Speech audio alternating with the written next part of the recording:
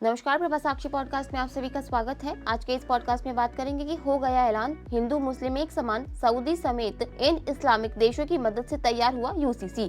तो आइए सुनते हैं आज के इस पॉडकास्ट को। लेकिन उससे पहले अगर आपने हमारे चैनल को सब्सक्राइब नहीं किया है तो जरूर कर लें, ताकि आप रोज ऐसे ही इंटरेस्टिंग और जानकारीपूर्ण पॉडकास्ट सुन सकें।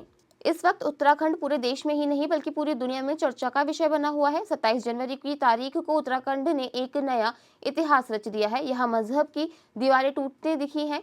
हर नागरिक एक समान, एक कानून में बंधने वाला है। 2.5 साल के मंथन और तमाम विवादों के बाद आखिरकार उत्तराखंड में समान नागरिक संहिता यानी कि यूसीसी लागू हो गया है। सभी पर्सनल लॉ के बजाय अब सभी लोगों को एक कानून का पालन करना होगा। शादी से लेकर तलाक और संपत्ति के अधिकार सभी कुछ महजबी नहीं बल्कि एक कानून में बंध गया है। मसला मजहब से जुड़ा हुआ है, इसलिए इसको लेकर सवाल और जवाब भी लगातार जारी हैं। ऐसे में आज आपको बताते हैं कि उत्तराखंड में लागू हुए यूसीसी में खूबियां क्या है और इसका विरोध करने वालों को क्यों एतराज हो रहा है, क्यों बार बार कहा जाता है कि यूनिफॉर्म सिविल कोड इस्लाम के खिलाफ है। यूसीसी लागू करने वाला पहला राज्य बना उत्तराखंड। उत्तराखंड सरकार ने समान नागरिक संहिता यानी यूसीसी के मैनुअल को मंजूरी दी है। इसके बाद इसे लागू करने का रास्ता साफ हुआ। उत्तराखंड के 2022 के विधानसभा चुनाव के दौरान बीजेपी के प्रमुख चुनावी वादों में से ये एक था। मुख्यमंत्री आवास में सीएम पुष्कर सिंह धामी ने इसका ऐलान किया। यह कार्यक्रम सीएम आवास के मुख्य सेवक सदन में आयोजित किया गया। सीएम धामी ने कहा कि हमने 3 साल पहले जनता से किए वादे को पूरा कर लिया है। यूसीसी किसी धर्म या वर्ग के खिलाफ नहीं है। इसका उद्देश्य किसी को टारगेट करना नहीं है, सभी को समान अधिकार देना है। 27 जनवरी का दिन समान नागरिक दिवस के रूप में मनाया जाएगा। उत्तराखंड के डीजीपी दीपम सेठ ने कहा कि हम नए कानून यूसीसी को लागू करने के लिए पूरी तरह से तैयार हैं। हिंदू मुस्लिम एक समान, समान नागरिक संहिता कानून का मतलब है कि एक ऐसा कानून जो विवाह, तलाक, उत्तराधिकार, गोद लेने, भरण पोषण जैसे मुद्दों पर सभी धर्म से जुड़े लोगों को समान रूप से अधिकार देगा। भारत में अभी एक समान आपराधिक कानून है, लेकिन नागरिक कानून यानी सिविल लॉ अलग अलग धार्मिक समुदायों के अनुसार अलग अलग है। इसमें हलाला, इद्दत, तलाक जैसी प्रथाओं पर पूरी तरह से प्रतिबंध है, जो मुस्लिम पर्सनल लॉ का हिस्सा है। हालांकि आदिवासी समुदायों को यूसीसी के दायरे से बाहर रखा गया है। समान नागरिक संहिता लागू होने के बाद से अब हिंदू, मुस्लिम, ईसाई समुदाय के लिए शादी, तलाक, संपत्ति बंटवारा समेत कई चीजों में बदलाव आ जाएगा। अब अलग अलग धर्म के पर्सनल लॉ की जगह एक समान कानून लागू होगा। लिहाजा अब मुस्लिम समुदाय में पुरुषों को एक से ज्यादा शादी की इजाजत नहीं होगी। वहीं निकाह, हलाला, इद्दत भी गैर कानूनी हो जाएंगे। यूसीसी के लिए उत्तराखंड सरकार ने कब क्या कदम उठाए? 2022 के चुनाव से एक दिन पहले मुख्यमंत्री धामी ने यूसीसी की घोषणा की। सरकार बनाने के बाद मार्च 2022 की पहली कैबिनेट में समिति गठन को मंजूरी मिली।